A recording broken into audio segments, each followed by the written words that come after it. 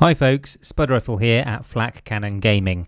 Welcome to another Getting Started video where today we'll be talking through how to set up and play through a game of Heroes of Might and Magic 3, and in particular the Horn of the Abyss expansion and one of the mod's newer maps. Now, if you're wondering why the hell we're focusing on a game from 1999 and if this game is even attainable and worth playing in 2023, then check out this video over on our channel where we talk about why we believe Heroes remains one of the greatest strategy games of all time, as well as covering how it's still supported with fan-made maps and mods, and how you can install the game and its mods and begin a new adventure in mere minutes. What we'll be doing in today's video though is showing the gameplay and a few directions and explanations for anyone who is somehow brand new to this game. We'll start with setting out on a new scenario, and you'll want to head into new game and single scenario where you'll be taken to this screen. Now, what you'll see on this screen is a long list of all the available scenarios you can play with the complete edition of the game, and the Horn of the Abyss maps are all listed and represented by their respective icons. If you have added a custom map, it'll usually appear towards the bottom of this list, and if you've got the mod and the complete edition installed, you'll start with what seems like a throng of options here, certainly plenty to keep you busy. You'll also have the option to randomly generate a new map, where you can choose your map size and toggle if you'd like there to be an underground as well as an overground area to explore. And then it comes down to how many human and computer players you want to feature. The usual solo setup here is 1 on the top row and 7 on the bottom row. Next, define if you want water to feature heavily or not at all, or anything in between. Specify the strength of the starting monsters on the map. We always like to keep this one as strong. And then choose your difficulty over on the right. We won't be doing a random map though for today's video, as alongside our guide to the game and its mechanics, we have a very specific objective in mind to keep this intro video size to a reasonable length. We're instead going to pick up a scenario from the HOTA expansion with impossible difficulty that will also dial up to 200% here on the right and go full Robert Downey Jr. mode in Tropic Thunder. In the scenario we've chosen, we'll be forced to play as Inferno. We don't know anything else about the scenario, but for its fairly short and ominous description, I think we're going to pick Zygar here. We do love a guy with strong sorcery, and Zygar is a heretic that brings that along as his speciality. Sorcery means that your spell power will be stronger. So when he casts magic, it will deal more damage, etc. We're also going to pick a resource to start off with, and we're up against Castle, Rampart and Fortress on obviously the hardest difficulty. So let's see if we can make our way through this game and try and survive until the end of month 2, shall we? Okay, so we are in the map, and this is what you will see at the very start of any scenario. Typically you've got the Black Shroud where you have not yet explored. That is the beauty of this game, is exploring the map and finding treasure and trinkets galore, as well as monsters and perils aplenty. At the very start of every scenario, what I would recommend doing is just making sure that your settings are all in a good place. So hit this little computer icon over here. I would disable, if I were you, quick combat, so this might be ticked. If you've downloaded the Horn of the Abyss expansion, it will be defaulted to a tick. But if you're getting started with the game, you're going to want to see how combat plays out. We're going to go with Canter. I think we're used to Canter. The map scroll speed is fine. Video quality, I daren't press that, to be honest. But one thing that you will have noticed hopefully already is that I've got rid of the bloody music volume, which you can't turn down in the menu. Everything else looks good. I love the background sounds, so keep those ticked. Show the move path, definitely, and then you might want to save the game as well at the very start. This is going to be my newest game, so I'm going to call it FlakCannon 1. Good typing, Adam. Okay, and save. Cool. And then the next thing I'm going to do is not necessarily explore just yet, but go straight into my castle. So let me just take you through this right hand panel actually. and the HUD more generally. So at the top we've got the mini map. As you can see, it's quite a small map. It doesn't take a lot of scrolling to get to the other side. So if this is a map with 4 other enemies on there and it is impossible, I might be in for a little nasty surprise in a matter of weeks. I give myself to around about month 3 before I meet my demise. But then, yeah, if we can outlast that, I'll be happy. Below the mini map, then you've got a button that will give you an overview of your kingdom. This is a very good one when you've got a lot of things cooking. You want to see what your income is in terms of resources. We'll explain those in a little bit. You want to see who your strongest hero and their stats are, and of course a little view of the armies that they're carrying and what artifacts they might have equipped as well. This all becomes more useful further down the line when there's more to look at, if I'm honest, so maybe we'll revisit this one in time.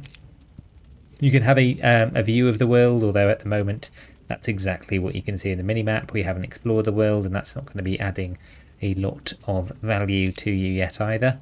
You can replay what the opponent just did, so when it gets to the end of our turn and when we've actually discovered an opponent, you will see how this becomes useful, because you can backtrack what they've just done, where they've just gone, and what had happened with a hero that might have otherwise disappeared from your vision.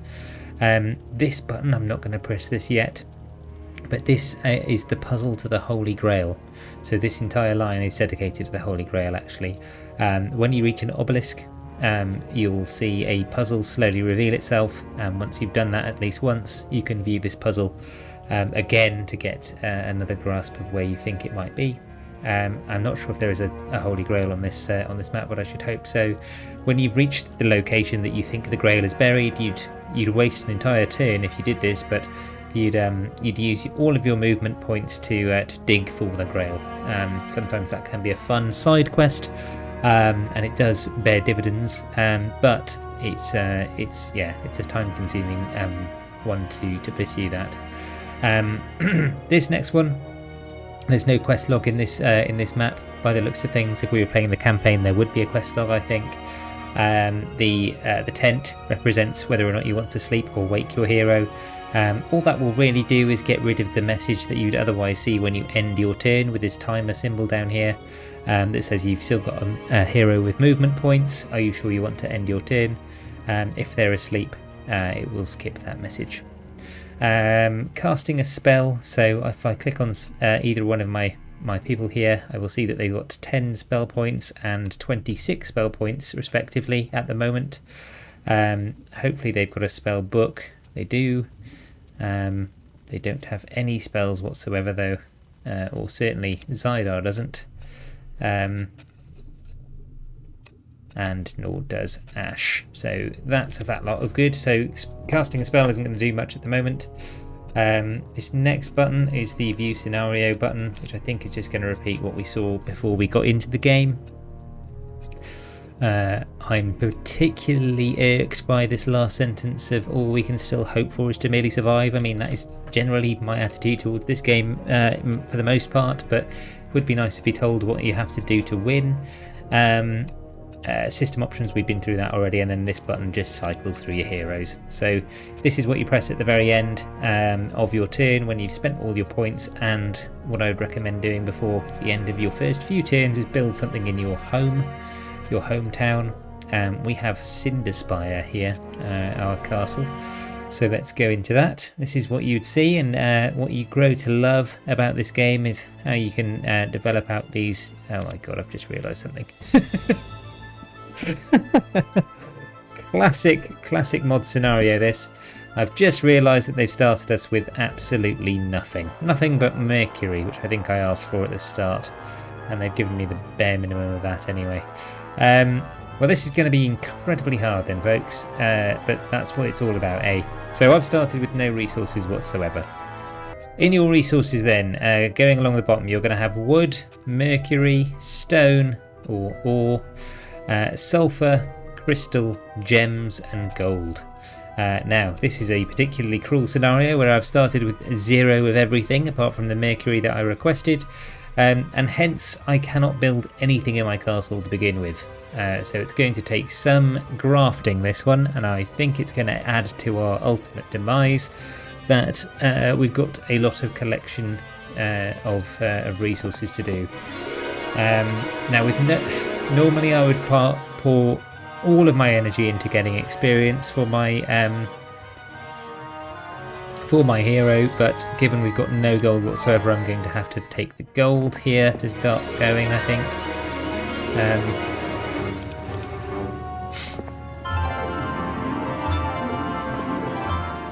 And then what I'm going to do is, slowly explore, make sure that I'm grabbing and flagging the ore.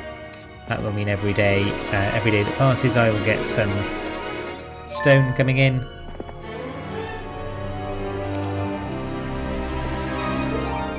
What you'll see in the right when you click on some things is what you've just found. It doesn't always have to pop up, but there was 500 gold and 5 ore in that fire pit.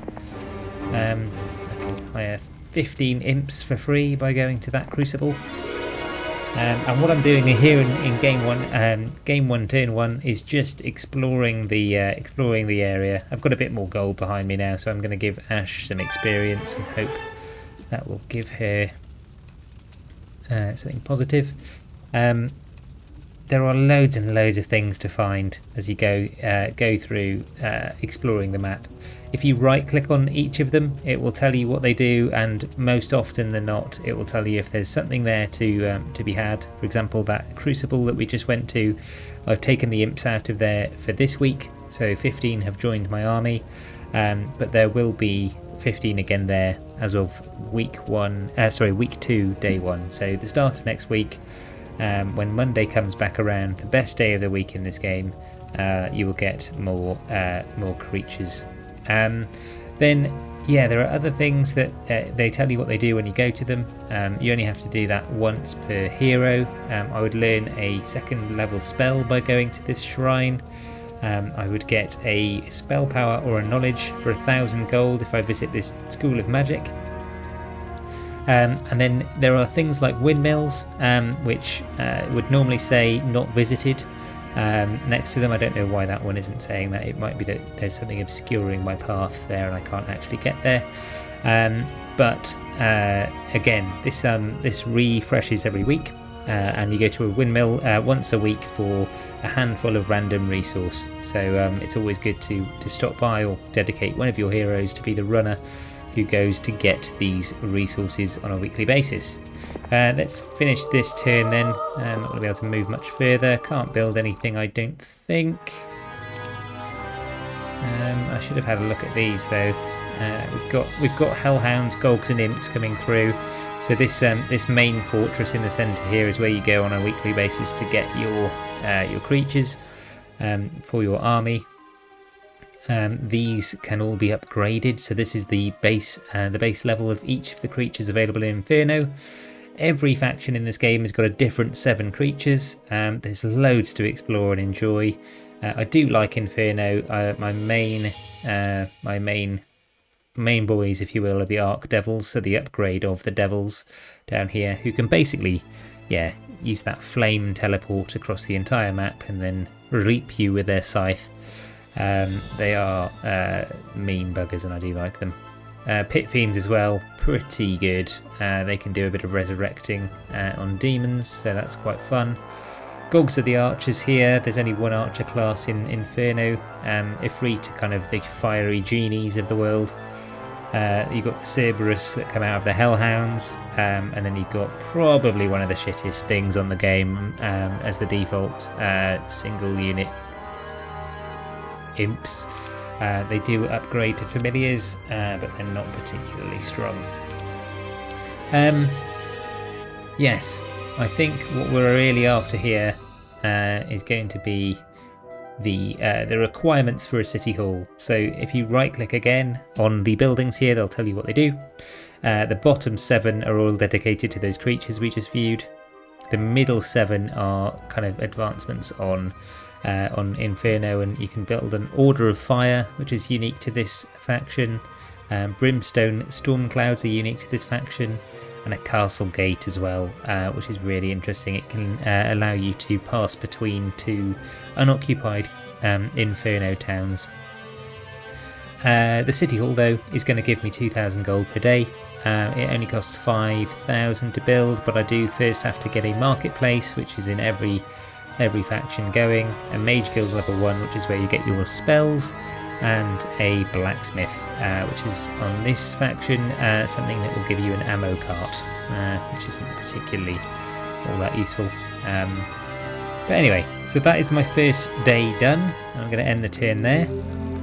I'm very relieved not to see any movement as yet on the enemy front, but I'm fairly sure we're passing into Rampart territory, looking at the terrain change here.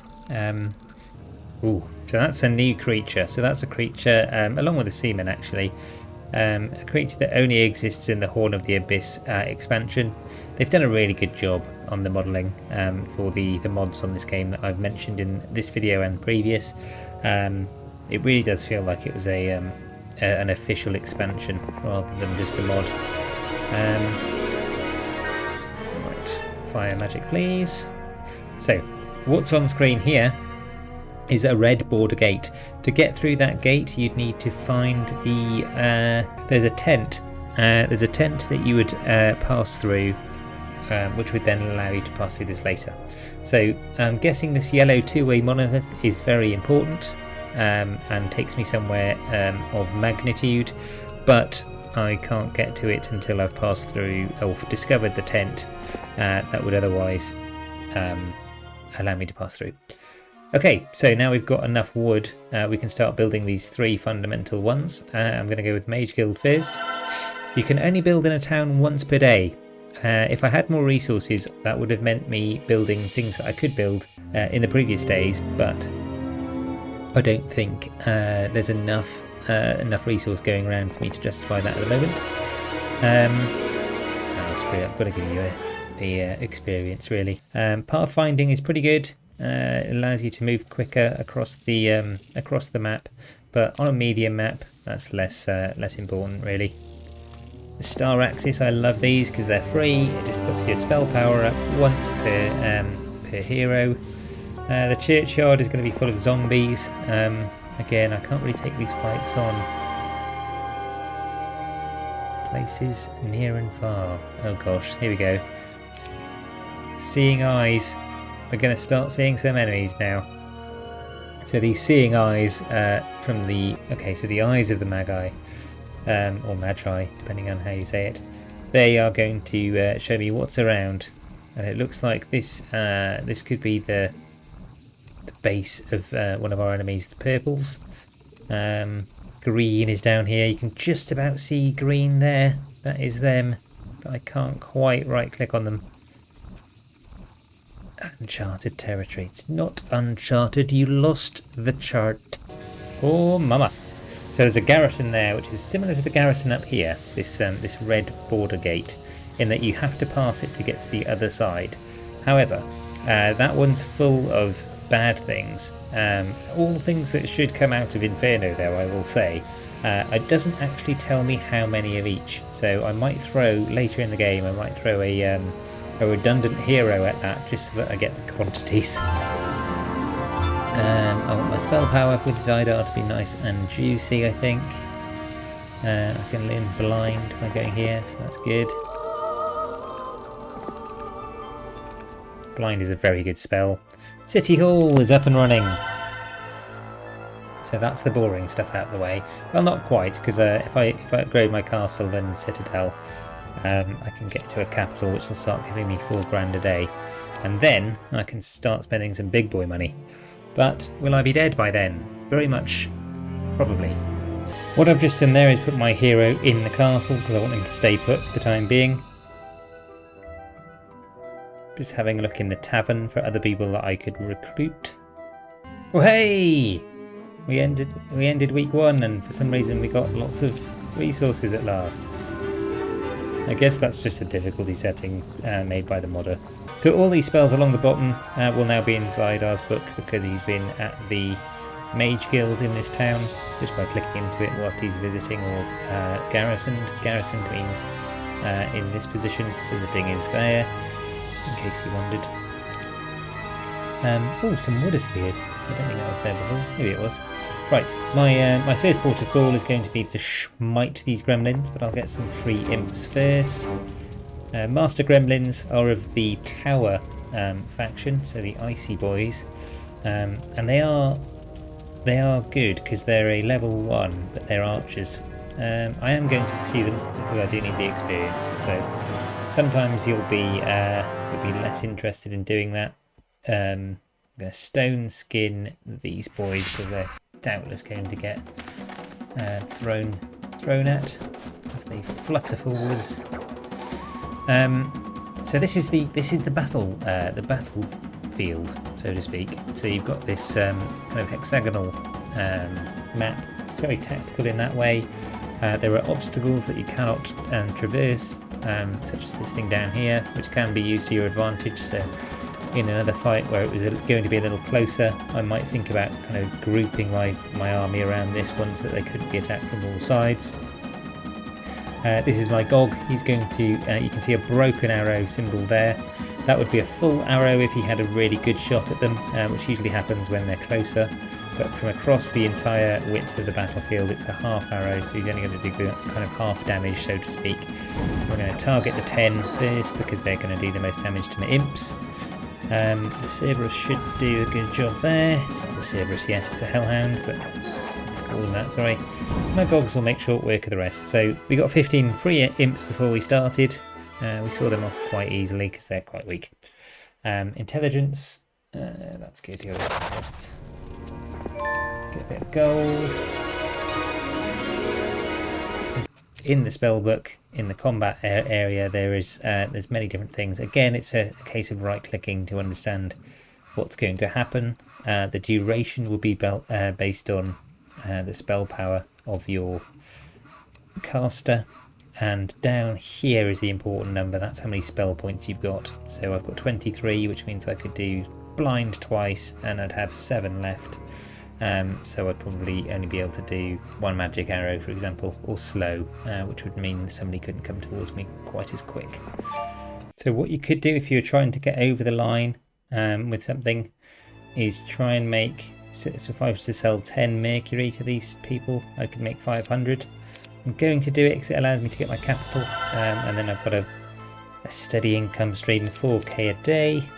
But I am worried about how strong everyone else is going to become. I'm going to start spending my 4k now on pure monsters.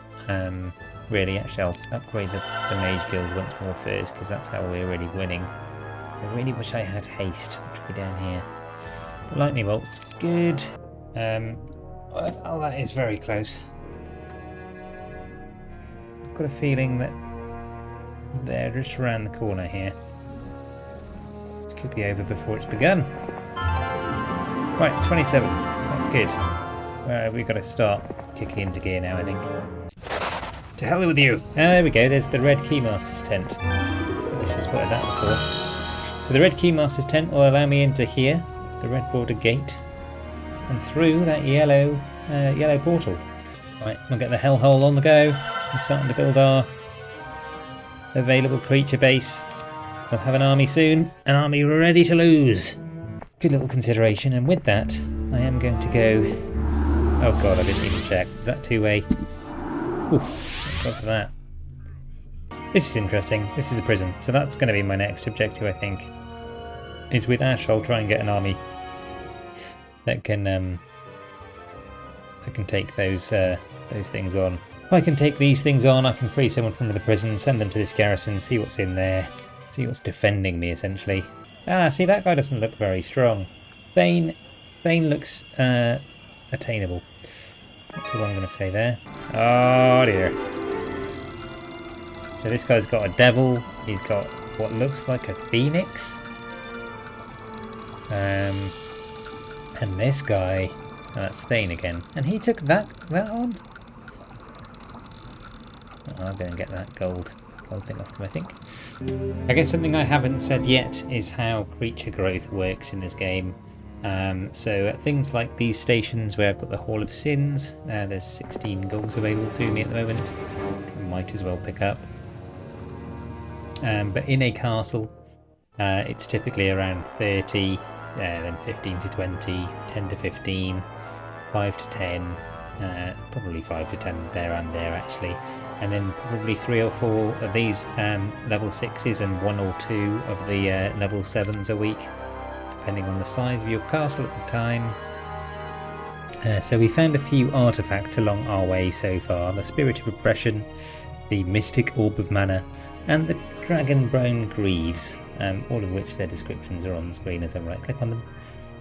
Spell points are useful, recovering spell points you wouldn't normally do at the rate that you can with a good artifact like that. Let's go take on Josephine. I think Zydar's ready.